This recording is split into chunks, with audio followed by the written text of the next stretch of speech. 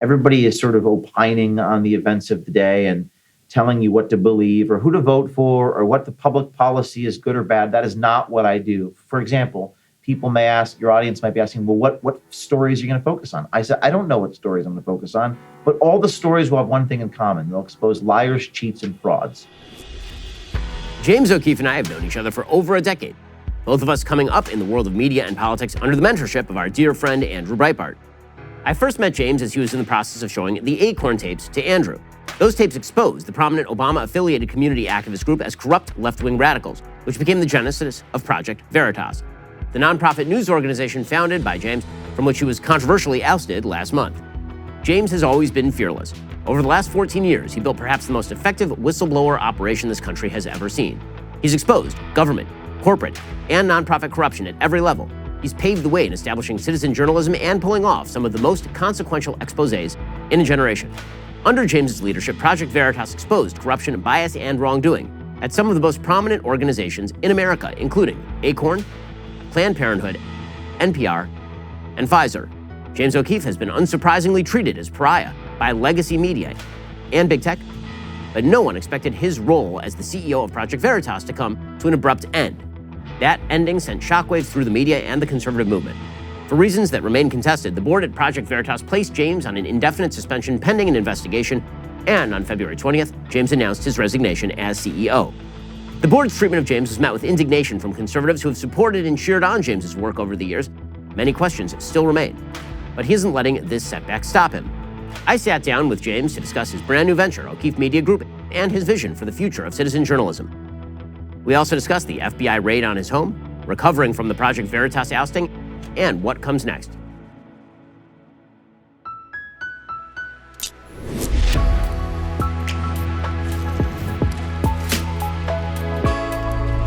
Hey, and welcome. This is the Ben Shapiro Show Sunday Special. Excited to have on the line with us James O'Keefe. James, thanks so much for joining the show.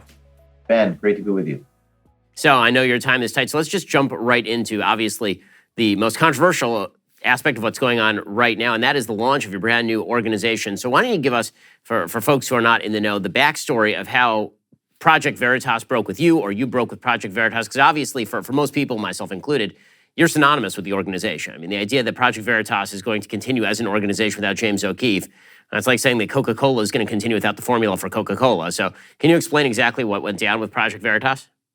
Well, it was a bizarre thing, Ben. I spent 13 years of my life. I met you around that time, the Acorn story with Andrew Breitbart many years ago. And I spent 14 years building that organization. And then I broke the story on Pfizer last week of January. And then a week later, I was ousted from the organization. So I've been the same guy for many years. They made arguments that I took too many black cars and took sandwiches from pregnant women and some other strange things. But it's very peculiar. I posted a 45-minute long video 3 weeks ago. My departing remarks to my staff, and I was pretty honest and vulnerable about everything. So I don't really know. I never really figured out what exactly happened, but it's important for me to continue with my mission. So I've learned a lot from this. I never really focused on board composition or board management, but I can tell you that while there were some really horrible things that happened, I also saw a lot of goodness in the people around me, some really good journalists. And right now I've assembled a team of about a dozen elite journalists, and I'm going to alter my vision a little bit, and I'm going to crowdsource out the journalism and decentralize journalism so I can give hundreds of cameras to other people. So that's everything in a nutshell, but I can get more into some of the detail if you want. So I'd love to hear about what the new organization is going to do and how it's going to differ from Project Veritas. How is Project Veritas run? And then how is the new organization going to be run differently, do you think? So the new organization is OMG. My name, O'KeefeMediaGroup.com, OMG, sort of like a spinoff of TMZ there. And I posted a little announcement video. And in this announcement video, I'm dancing, I'm eating sandwiches, I'm getting out of black cars. I am who I am. I'm an artistic person. I've always been an artistic person. I think journalism is about storytelling and exposing what needs to be exposed and doing it in a visual format. This mission, O'Keefe Media Group, is about getting little cameras into the hands of thousands of people and helping everyone be a journalist. I've been saying that for many years. I don't think I was ready to accomplish that. At Project Veritas, I was the CEO and chairman of that organization. That was a 501c3 nonprofit. This is not a 501c3. It has no board. I own it. But it's just like Daily Wire. It's a subscription-based model, but the subscriptions are to sponsor these cameras. These cameras are not cheap. They can run $800. But there's also the Jeff Bezos version, which is 20 or 40 bucks. People are buying those by themselves. So the mission is to teach people, Ben, about journalism ethics, teach people about technology, teach people about recording laws in various states. I intend to open source all of that on the website, which is not yet built out. It will be in the coming weeks ahead. And basically teach everyone how to do this. That's my vision. It's a very ambitious mission, but I intend to do that, get this ready to go in the next few months. Well, I mean, obviously you were close with Andrew Breitbart, so was I, and this sounds like sort of a reification of many of the things that he talked about very early on when you and I met. The idea that everyone with a camera was now a journalist, and now you're actually making that real by helping to get people those cameras and then teaching them the basic rules of journalism is sort of what it sounds like. Yeah, I think there's 4 different things we need to teach people. Journalism ethics is critical, and you hear that a lot, but I think we all know journalism's been dead for a long time now. You guys have revived it a bit at Daily Wire. There really isn't any investigative reporting going on in this country. All the corporate media has stopped doing it because it's too expensive. As an attorney, you know that there's a lot of legal issues inherent in recording. There's 38 states where it's perfectly legal and 12 where it's problematic. So everyone has to be equipped with that information to do it. But I think it's important to decentralize journalism. I think it's important for people who have access to the proverbial scene of the crime, whether you're in the FDA or the government or Pfizer or wherever you are. It's a lot harder for me to try to infiltrate or to get someone inside. It's a lot easier for people out there who already know someone who's there to do it themselves. And again, Andrew and I talked about this many years ago. I just wasn't ready for it yet. I wasn't well known enough. I didn't have the goodwill. In many ways, Ben, the story I did on Pfizer, which you covered a month ago, this was the guy who was talking about mutating the virus. He smashed the equipment when I showed him the story. I think me being thrown out of the company that I founded, I actually think that inspired a lot of people. They were like, "Whoa, that's crazy that you were ousted from an organization that you founded just a week after that story." The timing was very peculiar to people, and it led more sources to come to me. I got 10,000 emails saying, "Hey, give me one of those cameras." So I didn't have that 10 years ago. We have that now. We're going to capitalize on that goodwill by making this mission come to life.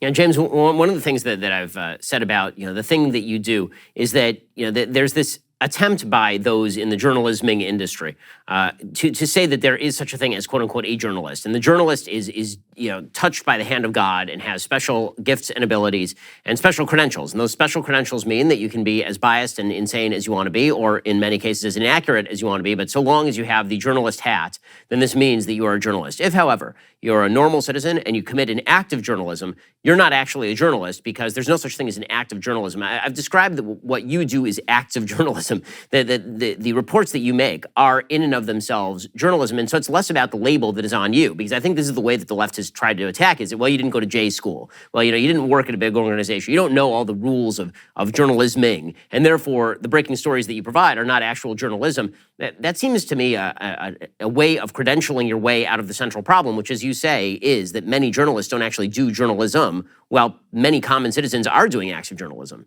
Yeah, I think that's a very astute point, that journalism, as you say, it's an activity, not just an identity. And journalism is an action. It's something that you do. And not just that, it's also reporting the cold, hard facts. Everybody is sort of opining on the events of the day and telling you what to believe or who to vote for or what the public policy is, good or bad. That is not what I do. For example, people may ask, your audience might be asking, well, what stories are you going to focus on? I said, I don't know what stories I'm going to focus on, but all the stories will have one thing in common. They'll expose liars, cheats, and frauds. Journalism, investigative reporting, is a little different than what you see on television. It's reporting secrets that powerful people want kept hidden for the wrong reasons. For example, Walker at Pfizer. He was a doctor, and he said, nobody can know that we're doing this. Please don't tell anybody that we're mutating the virus. It's good for our bottom line. So it's like, why does he want that to be kept secret? If you say these things, if you're doing these things and you're powerful, you should be proud of what you're doing. CNN, another example. CNN, we famously caught them about a year or two ago saying that we're an anti-Trump network. Okay, then just say that. If that's what you want to do, if that's what Jeff Zucker, former president, then say we are the anti-Trump network, but don't try to hide it. So that's what I specialize in. I am not a public policy expert. I don't claim to have some special knowledge about that's. I guess that's what Congress is supposed to do, which is pass laws in the interest of the citizens. What I'm trying to do is get information into the hands of the citizens so that they make the best decisions to elect the right representatives. Because I actually believe that if people had any idea what was actually going on in the three-letter agencies and the schools, I think we're seeing more of that now, then they would be rightfully outraged and they would make the right public policy decisions. Maybe that's the libertarian in me.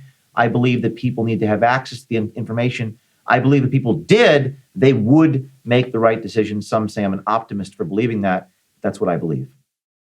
You've heard me talk about how important it is to protect your online privacy, but choosing a VPN you trust is just as important. I like to do research on my sponsors. I only recommend the brands that I believe in, so I can say with full confidence that ExpressVPN is in fact the best VPN on the market. ExpressVPN doesn't log your activity online. Lots of cheaper free VPNs make money by selling your data to advertisers, but ExpressVPN doesn't do that. They even developed a technology. It's called Trusted Server. It makes their VPN servers incapable of storing any data at all. While other VPNs can slow your connection, ExpressVPN engineered a new protocol that makes user speeds faster than ever. I can even stream HD videos with zero buffering. The best thing about ExpressVPN, it's really easy to use. You don't need any technical skills to get set up. Just fire up the app, tap one button, and connect. That's it. Even your grandparents could do it. Trust yourself with the VPN I use and trust. Visit expressvpn.com/Ben. Use my link, expressvpn.com/Ben. Get 3 extra months for free. That's expressvpn.com/Ben. There is no reason that anybody else should have control over your data, so keep control over your data with expressvpn.com/Ben. And James, one of the things that's been really evident throughout your career, and again, you and I have known each other since you first walked into Andrew's basement, actually, with the Acorn tapes. That's actually when I first met you. So that must have been circa 2008, maybe 2009, somewhere in that neighborhood. And the critiques of you have taken a few different lines. So the main critique, as I say, has been that he's not a journalist. And then attendance on that critique has been, well, he edits. He edits. You're always, you hear the phrase selectively edited coming up a lot. This has been true all the way since the Acorn tapes when you revealed Acorn station after Acorn station talking about how they would essentially facilitate funding for underage child prostitution, and you revealed that tape, and then it's selectively edited. Can you speak to the difference between quote unquote selective editing, the way that they're accusing you of doing, and what it is that you actually do? And by the way, there's one more that when I met you 13 years ago, you wrote a piece. Because you went to Harvard Law School, and they said, well, the Acorn employees were exonerated. They didn't break the law. And you astutely pointed out, well, they didn't break the law because James wasn't an actual pimp actually starting a brothel. He was just pretending to be one. So that was one of the more bizarre and peculiar criticisms of me. Well, these people didn't break the law, so James is a liar. Oh, okay. Well, they said what they said. Editing. Yeah, I actually think that sort of faded away, Ben. They used to say that I edit. They've stopped saying that. All journalists edit. All good journalism is edited. All Pulitzer Prize winning reporting is edited. Journalism is not just releasing raw stuff. It's giving the who, what, when, where, why. It's assembling it into a package because you have limited time. You can't put out 3 hours and 48 minutes of tape. You can't, for example, show unredacted source material. You can't show the hidden camera part where the guy forgot to turn it off and urinated in the stall. There are certain things that you have to redact. There are certain sources that you have to protect, and in order to get the information out in a limited amount of time, and everything has to be done in context. It's not easy to do. It's an art, but if you look at the New York Times today and the hyperbole and the mendacious innuendo of the newspapers, the Washington Post and the New York Times in particular, the way that they arrange, you know what I'm talking about, they chop the quotes, they describe things in this mendacious way, so you don't even know what you're reading. It's almost like you have to twist the newspaper to figure out what. Let me give you one quick example. They did this to me last year. The New York Times said This is their actual headline, Ben. They somehow got a copy of my attorney-client memos after the FBI raid against me, and they said documents show that Project Veritas and James O'Keefe tried not to run afoul of federal laws and all this. So they wrote this article in this mendacious way when what they're really saying is James O'Keefe tried really hard not to break the law. And it's the way that they wrote it. So they're the ones who edit, and they accuse me of that which they are guilty of. They project onto me precisely who they are. So of course they're going to accuse me of editing when they wordsmith articles in that mendacious way. But they can never actually point out what the edit is, James O'Keefe's edit. Please tell me, identify for me where the edit in my work is, and I will apologize if I've made a mistake. But they can never do that. Yeah, James, one of the things that's always striking about the media coverage of what it is you do is that if the left were to break similar stories about the right using exactly the same methodologies that you've been using, of course, they would be winning Pulitzer Prizes. You do this sort of stuff, and they immediately claim, number one, that you're dishonest, and number two, they claim that the methodologies that you're using are dishonest. So things like undercover footage or recording conversations that are happening in public. These sorts of things are supposedly super terrible, but when it's serving left-wing purposes, then these people are the best journalists on planet Earth. It's not about the methods. It's about whose ox you're perceived to be goring. It's all about politics, and it's all about power. It's never actually about you can't record people or produce it in a certain way. They of course do that all the time. For example, David Daleidon's famous undercover investigation into Planned Parenthood. Remember that one, 2015? I know him. I worked with Lila Rose, and he worked with Lila Rose. That was the body parts undercover camera investigation. Kamala Harris, the then Attorney General of California, raided Daleidon's home with AR-15s, confiscated his equipment. Imagine if David Daleidon had recorded abuse at puppy mills in California. Now, they tried to go after him for California Penal Code 632, recording without permission. But can you imagine Kamala Harris raiding undercover journalists to record puppies being abused? She would never do that. And that's the lack of equality before the law. And that's why I've defended Daleidon. So it's never about the methods, Ben. It's about who you're exposing. It's about power. I think we should level the playing field and get cameras in the hands of everyone. And on this O'KeefeMediaGroup.com, you can actually sponsor a camera, again, about $800,000 to get these special little James Bond cameras, which, by the way, I'm now in the manufacturing business. I am going to be modifying them, and we will make sure that we have the legal primer on our website because, again, there are 38 states where this is legal and 12 where you have to be careful. For example, in California, you have to be in a public place. We'll make sure everyone has that information. So, James, when you look at sort of the amount of footage that's going to come back to you, and it's going to be extraordinary amounts of footage, because if you've got hundreds of people out there who are investigating stories, you're going to need a big staff. I mean, I would imagine it's going to take an enormous amount of resources just to go through all of this, investigate the stories that are coming back to you. We here at Daily Wire, we have a big company, a big staff. We don't have all the resources necessary to do this sort of stuff. How big do you imagine your staff is going to have to be just to cull through this footage and then investigate what is actually newsworthy and what's not? I think initially, right now I have a dozen. I mean, at Veritas, I had 70 employees. Whenever you get above 50, it always becomes scaled management is never easy. And I'm, in addition to being a journalist, I'm also running the company. It's a good question. I would say I have a two-part answer. Number one, initially, we have to curate the material. It's a lot easier to curate the material than it is to collect it. I've learned, Ben, in my life. Undercover work sometimes takes 6 to 9 months. So if you have someone with an access point into an organization and they just send you the material, you've cut out 99% of the expense and 99% of the work. However, your point is well taken. When you have thousands of people recording, what you have to then do is not curate it yourself, but teach them how to curate it themselves. In other words, you have to help them identify what a story is. You have to help them perhaps produce the material themselves, tell the story themselves. People do often struggle with finding, communicating in a very short amount of time what's important. And I intend to teach people how to do that. In fact, I won't say which because I don't want to have what happened to Charlie Kirk where the Antifa come or whatever, but I've been invited to speak at a journalism school, a very famous one. This is the first time in my life. I've been invited to teach a course on ethics of covert recording. And I intend to film it and produce it like you would see a master class. And these are the sorts of things I want to do. I want to teach people how to do it themselves so that I don't have to curate it. And if that vision comes to life, I think that could change the world. That's really what I want to do. But in the interim, I have this team of 12 that I've identified in the very short term that will curate the material. Ben. So, James, let's go back in time to when the idea of doing this sort of stuff first occurred to you. So obviously you're a gadfly going all the way back. I actually saw tape of you today from almost 20 years ago back at Rutgers trying to get the board of Rutgers to ban Lucky Charms in order to not offend the Irish for St. Patrick's Day, and succeeding in that, apparently. So you were a gadfly and you were a prankster going all the way back to 2005. But how did this turn into sort of a journalistic crusade? This is the very first thing I've ever done to this effect.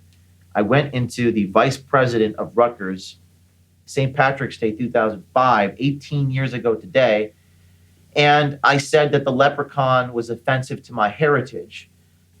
You could say I was a little ahead of my time. I'm not sure that irony would even work today. We were having this conversation this morning with my staff. I don't know. Is that even funny anymore? Is irony dead? But at the time, it was ironic, and the vice president of HR, a woman named Carolyn Knight Cole, with a straight face, took copious notes and said, "Can you tell me that again? How does the leprechaun offend you?" I said, "Well, it offends my heritage. As you can see, we're not all lucky. We have our differences of height." And I was trying to keep a straight face. I failed to. I actually laughed out loud. I turned it into a nervous cry. You can see it. I reposted it today. And they actually told me they would ban Lucky Charms. And I took out the campus speech codes, which said you can't offend anybody's heritage. And as an Irishman, I said, well, this offends my heritage. So it's sort of like making them live up to their own book of rules, and they're damned either way, because if they don't ban Lucky Charms, they're going to break their own law. If they do ban Lucky Charms, they become a laughing stock on campus. And that dichotomy is what launched what I would call Veritas Visuals, which eventually became Project Veritas. So yeah, I've been doing this for 20 years. You might ask, what prompted me to do that? I don't know. I guess it was the artist in me wanted to bring things to light and to expose things for what they were. What prompted me to do that? I was a thespian in high school. I was a person who did like to read the newspapers, and I watched local news, and I was very contemptuous of what I saw, and I wanted to do something about it. So that was the genesis. People are raving about Genucell skincare. Sherry from Omaha, Nebraska says, I have sensitive skin. I'm careful about all products. My husband bought me Genucell bags and puffiness and Genucell deep firming serum. I felt it working immediately. My eyes look amazing. My face feels smooth and wrinkle-free. Well, it's not just Sherry. Genucell has sold over 1 million products to both women and men across the nation. Say goodbye to fine lines, wrinkles, and even those annoying under-eye bags. Genucell will have you looking 5, 10, even 15 years younger just in time for warmer weather. Best of all, Genucell guarantees results in as little as 12 hours or your money back. So I've been using Genucell myself because I'm not getting enough sleep. I get the bags under the eyes. Genucell makes that clear up for me. Try it yourself. Get Genucell's most popular package, including their classic under-eye bags and puffiness treatment, for 70% off at Genucell.com/Shapiro. You'll get free shipping plus a luxury beauty box containing 2 free gifts with every subscription. Go to Genucell.com/Shapiro. That's GENUCEL.com/Shapiro. If you can make your face look better, why not just do it? Genucell.com/Shapiro. That's Genucell.com/Shapiro. Go check them out right now. So let's start for the story. You know, you and I know the story because we were there, but why don't you tell the story for people who don't know the story of the Acorn videos? Because that's really when you first broke into sort of the American public imagination, breaking the series of videos demonstrating that a very highly networked Democratic front group was in fact engaging in what would have been illegal activity if you'd actually been not an undercover journalist, but actually had been the thing that you purported to be. So why don't you first explain to people, because it's been a long time, what exactly Acorn was doing, how you decided to go after Acorn, how that story developed, and then what your relationship was with our friend Andrew Breitbart. Yes, and I wrote a whole book about this. So I'll try to summarize it in a New York minute. Acorn was the Association of Community Organizations for Reform Now. Barack Obama was an attorney for Acorn. I didn't even know what Acorn was. I'm sure many of you may not remember or don't know, but they did housing. They got federal money to assist low-income people with housing, and they also helped with voter registration. So I was doing what I was doing now on a much tinier scale. I was 24 years old. I think I knew you, Ben, or knew of you, and you had shared some work I did on Planned Parenthood. I sent messages on Facebook to random citizens, and one of them was named Hannah Giles. She was a young woman who was an intern for a group called YAF. And I said, Hannah, maybe you should do this sort of work. And she said, James, why don't we go into Acorn? And she actually proposed that she dress up like a prostitute and do a secret shopper sting. And I said, well, I'll be a pimp. And we thought this would be novel because they were engaged in various law breaking, so it was alleged. So we thought, what an ingenious idea. Go in and present yourself as lawbreakers with this sort of hilarious agitprop punk rock Borat Mike Wallace sort of thing. I had a camera embedded in my tie. It was a pinhole camera with a wire into my pocket. These cameras were different about 15 years ago. And there was no Amazon where you can buy them. And I recorded in Baltimore this lady telling me, I was scared to death, and my heart was beating 180 beats per minute because I'm saying outrageous stuff about underage hookers, and I'm going to use the money to do illegal things. And she told me how to lie on my tax forms and classify the underage girls, all of which I was just making up, but she didn't know that. She said, call them dependents on your tax forms and lie to the government and don't let the police catch you. We released, I met Andrew Breitbart. I went to his home in Los Angeles, knocked on his door, showed him the tapes, and we became kind of a dynamic duo. He told me, release the tapes one at a time. The media will say it's an independent, isolated incident. They did do that on day one. CNN said it was isolated. They released the second, third, fourth, and fifth tapes. And Ben, by the fifth tape, the House of Representatives, democratically controlled, voted to defund Acorn. The Senate voted 83-7. This is a democratically controlled United States Senate to defund Acorn, and Barack Obama signed that legislation, probably because he wanted to distance himself. But nevertheless, that's how the world has changed. You could never see a even Republican-led Congress defund anything, let alone a social welfare organization funded by your tax dollars. And South Park covered it. Jon Stewart covered it. This is a little bit of a different world 13 years ago. This is September 15th, 2009. And then everyone realized, wow, this sort of journalism works. It's funny. It's interesting. And Project Veritas was born. So what was it like for you on a personal level? I know, obviously, you and I were a lot more anonymous when we first met, but, you became famous pretty much overnight. I mean, you went from being somebody that nobody knew to somebody that everybody knew. And that came with extraordinary levels of attendance attacks. I mean, you've been on the end of a number of tsunamis over the years. What was it like to first experience the tsunami of rage that came at you in the aftermath of the Acorn tapes? The first thing that comes to my mind is the media. And we all know this because we're all astute observers of the press. So it's another thing to live through it. CNN called my phone that day like 70 times trying to get a hold of me. And Andrew Breitbart said, do not pick up that phone. They're going to personalize it. They're going to attack you. They're going to make the story about you. So I followed his advice, and I never picked up the phone from CNN reporters, and they couldn't personalize it. The Washington Post ran a story not about my revelations, but about who funded my investigation. Was it the Koch brothers? Was it the billionaires? Of course, there were no Koch brothers. I still haven't got funding from the Koch brothers. They're welcome to sponsor me if they're watching this. But there were no billionaire anything. It was literally as crazy as you can imagine. It was Hannah and I putting it on our credit card. I used my grandmother's chinchilla coat to be the pimp. So the media couldn't fathom this. They needed to personalize it. They needed to make it about this. They even wrote a story about where I got the video camera from. It was actually a Christmas gift from my mother. So and then I would say, Ben, the personal attacks became much more vicious. My Wikipedia page was vicious.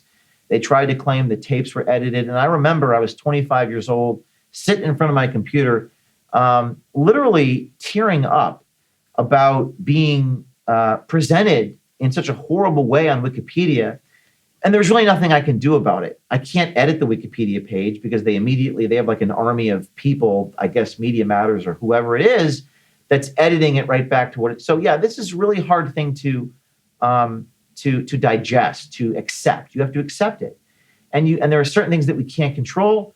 And I just learned at a very young age, the only way is to just keep going. to keep putting out more stories. You're only as good as your next story. And that's what I did. Probably put out 1,000 investigations over the last 13 years. And every one of them, they attacked me. And every time I said, I just got to keep going. Even recently, look at the last 45 days of my life. I was thrown out of the corporation that I founded and was the chairman of. And I said to myself, I just got to keep going. I got to start another organization. And this is, perhaps a life lesson embodied in the poem by Rudyard Kipling. If you can see the things you gave your life to broken and rebuild them with worn out tools. I've been through this a number of times, arrested, raided, sued, falsely accused, exonerated, vindicated. But you just sort of have to keep going. And I wish Andrew was alive. He died March 1st, 2012. I wish he was alive to see some of these things, but you were very close with him. I was close with him. And for the first 3 years of my journey, he was by my side when it came to this. Obviously, the personal attacks are one thing. You've also been attacked legally. I mean, you've had law enforcement come after you. So maybe you can discuss what that's like, because fortunately for me, I've not yet been attacked by law enforcement, but you never know. So give me some advice on this. How do you handle it when the FBI comes a raiding? Oh man, you see it in the movies with the blue jackets and the guns, and I've been through it, and it's sort of like a sword of Damocles. I don't know if you know what that is, but it's like a sword of Damocles is where when they raid you and they take your phones, and this was over the Ashley Biden diary. Someone had sent us this diary belonging to the president's daughter. We did buy the rights to it. It's not illegal for a journalist to buy the rights to something. It's controversial, perhaps. Some decry the ethics of it. The National Enquirer buys news. Some people in Britain do. But it's also not illegal for a journalist to publish material that was allegedly stolen by somebody else. It's protected by Bartnicki v. Vopper, the Pentagon Papers case. They claimed it was stolen. I didn't think it was. Even if it was, we didn't steal it. But in any event, the FBI comes knocking at 6 a.m. They bang on your door, right? And it's the loudest bang you'll ever hear in your life. It is a terrifying sound, those fists banging. They had a battering ram. I ran to the door at 6 a.m. This was November 6, 2021. And they had mag light flashlights in my eyes, blinding me. It's 6 a.m. on a Saturday. You're asleep. You're awoken from your slumber. And they come in. And one of the things that struck me about the FBI was I actually believe that the majority of these people are really good people. I believe the people at the top are fairly compromised. And what struck me about their body language is they realized that they were not doing the right thing. And I think some of them had a conscience. And I know that because one of them blew the whistle. A guy named Kyle Seraphin, FBI agent, leaked some documents to us from a different source showing us that the FBI knew we were news media. So my advice, I've been attacked a lot legally. You have to have good lawyers. You can't let lawyers stop the creative process, but there are you have to do the right thing, and you have to have backbone, and you have to have integrity. And even when you do the right thing and have integrity and behave ethically, they'll accuse you of doing the wrong thing, and you have to stand your ground. In this matter with the FBI, the ACLU, Ben, the American Civil Liberties Union, has defended me. That should shock your audience. The Reporters Committee, which consists of Wolf Blitzer, Andrea Mitchell, has defended me. And why are they defending me? Because they do the exact same thing I do. They publish material that was stolen. They print the Pentagon Papers. And so, what's his name? The Politico guy, Josh Gerstein, published the Roe versus Wade documents. Politico covered this favorably. Do you think Josh Gerstein wants to be raided by the feds for publishing the leaked?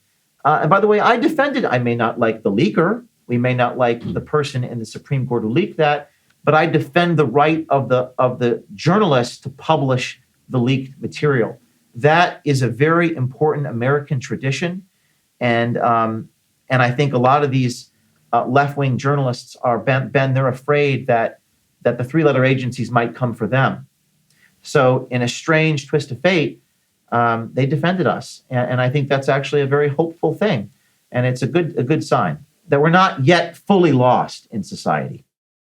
We'll get to more on that in just one second. First, hiring used to be really, really hard. You'd post your job on multiple sites, hope that the right people see it, and then wait for them to apply. Well, now there's a place you can go that makes hiring faster and easier. ZipRecruiter. Head on over to ZipRecruiter.com/BenGuest. Try it for free today. ZipRecruiter's matching technology excels at finding the most qualified candidates for a wide range of roles. If you see a candidate you like, you can easily send them a personal invite so they're more likely to apply. It also gives you a competitive edge against other employers who may also be interested in that candidate. Their user-friendly dashboard makes it easy to filter, review, and rate your candidates all from one place. See how much easier hiring is with ZipRecruiter. 4 out of 5 employers who post on ZipRecruiter will get a quality candidate within day 1. See for yourself. Go to ZipRecruiter.com/BenGuest to try ZipRecruiter for free. Again, that's ZipRecruiter.com/BenGuest. ZipRecruiter.com/BenGuest. ZipRecruiter is indeed the smartest way to hire. ZipRecruiter.com/BenGuest to try it for free. So, James, you talked a lot about what Andrew would call walking through the fire. Keep on going even when they're firing the arrows at you. But over the course of 20 years, obviously, I have my own career regrets, things that I wish I had done differently. Well, what are some of the things that, looking back, you wish that you had done differently or known so that you would have done something differently? That's a really good question and goes to the issue of regret, because a lot of the things that happen to us form who we are. Like the Louisiana thing. This is another long story, which I'll try to summarize in 30 seconds. I was arrested in a federal building in 2010. Remember that one with Mary Landrieu. And I spent 3 years on federal probation for a misdemeanor, Class B misdemeanor, which I didn't commit. But I was sort of like pitying myself for 3 years. Oh, I wish I never did that. This was me. I was in a federal building with a camera. I was invited in her office. I showed my ID. There was nothing illegal about what I did, but it was entry by false pretense, a misdemeanor, because I was covertly recording. And for many years, I thought I wish that never happened, but it was actually the best thing that ever happened to me for 3 different reasons. A, I really started sending cameras to other people as opposed to doing everything myself because I was forced to. B, it humbled me without destroying me. It's very rare for a man to be humbled but not ruined. I think the same thing sort of happened to me in the last 45 days. And it really, really taught me about the intricacies of the law and how to manage attorneys. I didn't complete law school. I didn't go to Harvard Law School. I went to a small law school and dropped out after a year, but I feel like I'm an attorney. I think all good journalists sort of have to be lawyers because you have to, when you're in the field, you have to do the IRAC issue rule analysis conclusion. While you're recording, you have to understand the dynamics. I've spent more time researching First Amendment law than most lawyers. In fact, as of last year, I had 22 outside counsel working for me and 4 inside counsel. So that process taught me so much. So you say, do you regret it? No. What do I regret? I mean, I will tell you that I've learned a lot from the Project Veritas situation. I never focused on board composition, Ben. I probably should have. I never really focused on what was in my bylaws and my corporation. I probably should have. I'm a very tough man to work for. A very, very exacting guy. I drive people pretty hard. I push people. But I probably should have done a better job of selecting who is on my board. And I need to make sure that the people that I surround myself with, particularly in an area like at the board or at the top, have a really what we call testicular fortitude, and who have a lot of integrity. I built a great production team and a great journalism team. I could have done a better job in those areas, and I learned from it. And because I learned from it, I don't regret it. I'm going to be more effective moving forward, and I think that things are happening for a reason and are happening as they should.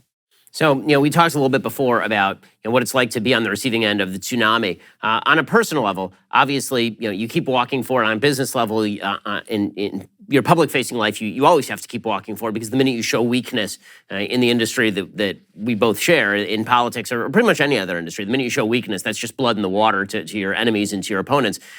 For me on a personal level, one of the things that I've had to do is not only cultivate a thick skin, but also sort of create a bubble around myself that's permeable by people I trust, but not permeable by anybody that I don't. Meaning, I have a wife, I have kids, I have parents, I have siblings, I have a set of close friends, and then, kind of outside of that, all the other opinions sort of don't matter. So on a personal level, what sort of life have you tried to cultivate in order to both protect yourself, but also allow for, criticisms that you have to hear in order to get better at what you do to permeate? Well, on a professional level, you have to admit mistakes when you make them journalistically. And there's about 3 or 4 mistakes I've made in my life, and I've admitted them. I'm talking about like journalistic mistakes. Maybe you get the thing wrong, or you misspell the name, so that's that. On a personal level, this is a very interesting point. Trust. You said use the T word. You said people that you trust, and I know that you know this in the field that you're in and I'm in. It's very difficult to trust people. What does that word mean? I think it means people say they're loyal, but loyalty almost has a connotation of like the mafia, or you're loyal to someone. It means to me people who actually wouldn't take a bribe. They're in their soul, they're good people, and they care about you. Like Jordan Peterson, who I know that you've been on with, he says it better than I can. He says when you're doing well, they're happy for you. That's very rare.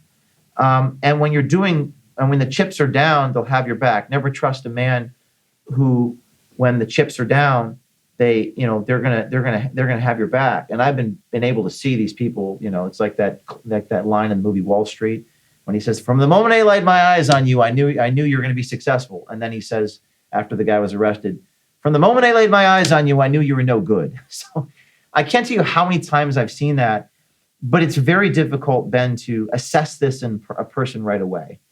And I haven't done the best job of that always, but these experiences help you. And on a personal level, it's hard to have really close friends, and people want a piece of you. I know you're aware of this. People want a piece of you. They want a photo with you. It's like everyone wants a part of you, and it's tough to be a sane, normal human being and give yourself to everyone. So I think it is about surrounding yourself with the right people. And I am proud to say that OMG, O'KeefeMediaGroup.com, I think I've succeeded. And at least so far, I've identified 12 people. These are ride or die, excellent human beings. Let me tell you one more quick story. We're in a startup right now. We had to sit on the floor here. People were volunteering. One of my guys is a pastor in his real life, and he put the whistleblower's flight on his credit card last week. Luckily, we've been able to pay all the credit cards off because of the subscriptions. But these are the sorts of people that you need. You need people who are willing, who are brave, who are just excellent human beings.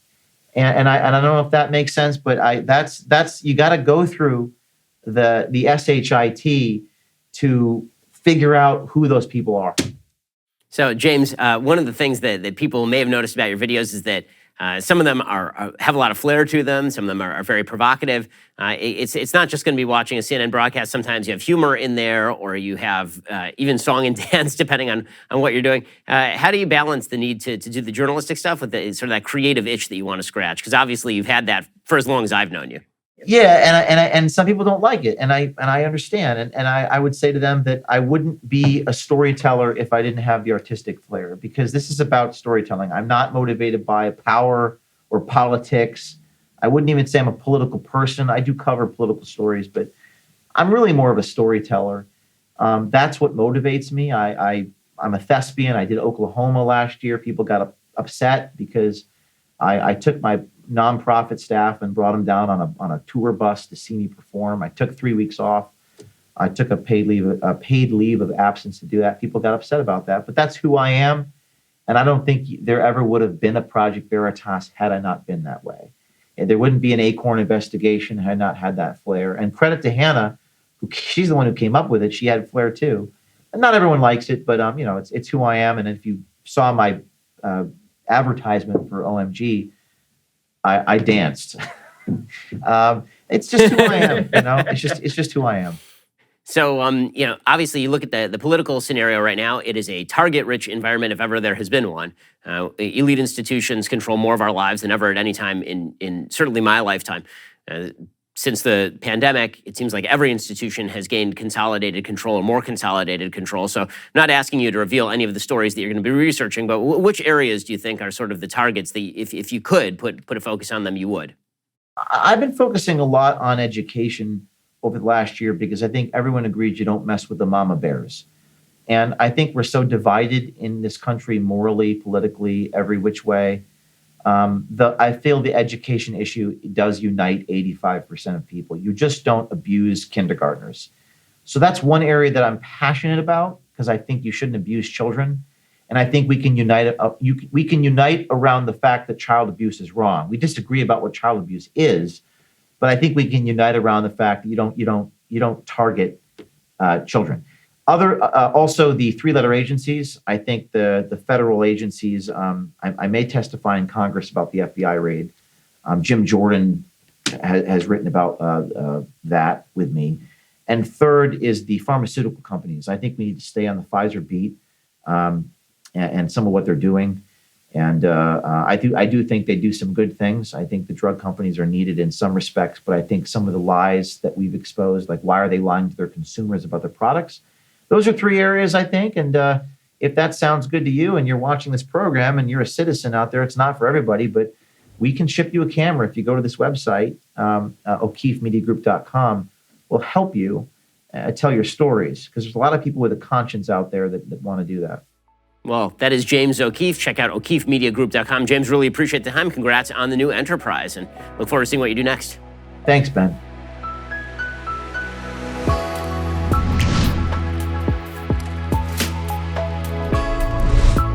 The Ben Shapiro Show Sunday Special is produced by Mathis Glover. Editing is by Jim Nickel. Post-production is managed by Matt Kemp. Camera and lighting is by Zach Ginta. Hair, makeup, and wardrobe is by Fabiola Cristina. Title graphics are by Cynthia Angulo. Executive in charge of production, David Wormus. Executive producer, Jeremy Boring. The Ben Shapiro Show Sunday Special is a Daily Wire production. Copyright Daily Wire 2023.